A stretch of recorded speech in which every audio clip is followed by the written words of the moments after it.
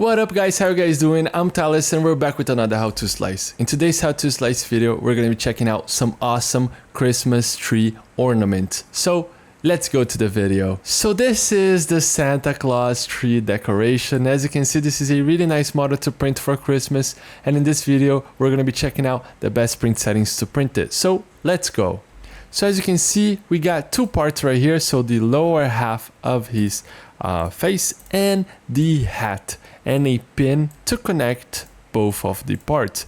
So this looks quite nice. Let's go to the print settings. So over here in layer height, we're going to be printing this model at 0.16 millimeters. This way we're going to get a better quality print. By reducing the layer height, we're going to have more layers. This way it's going to take more time to print, but we're going to get a finer and better quality. Going to vertical shells, we're going to be leaving at 3 because 3 we're going to get a really nice rigid and solid end product, so we're going to get a really resistant print. Going over to infill, we're going to be increasing to 10%. This way we're going to get a dense model with a gyroid infill pattern. Gyroid is perfectly because it prints in waves, so your printer never goes on a straight line. This reduces the chance of your print failing while printing the infill. Going over to skirt and brim, this model does not need any brim because as you can see, it's got a good surface area of contact. A brim would, it's a really nice feature to increase the surface area of contact, but all of our parts, they got a good surface area of contact to the build plate, so we do not need to add any brim.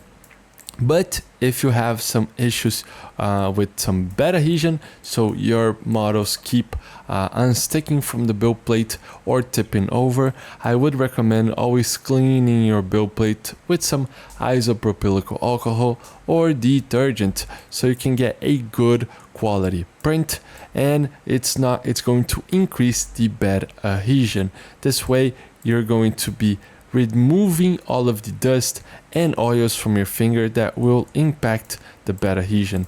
This way you're going to get a good print. And make sure your printer is always leveled, and it's well leveled because that will impact the bed adhesion too, because if your extruder is too high up the build plate, you're going to be not extruding right because your filament is not going to lay a good layer, a good first layer and other layers, so the chances of it unsticking from the build plate are huge. So let's go back to the print settings. So we do not need to add any brim. Going over to support, we do not need any support either because this model is optimized for printing, so we do not need to mess with that. Going over to speed, you can be printing the smaller model at the standard print speed, so we do not need to lower any of these values at all. So now we can just slice and take a look. So as you can see, we have sliced and it's gonna take 3 hours and 15 minutes to print. We're gonna be printing at a 10% infill, a gyroid infill pattern, so it looks fantastic.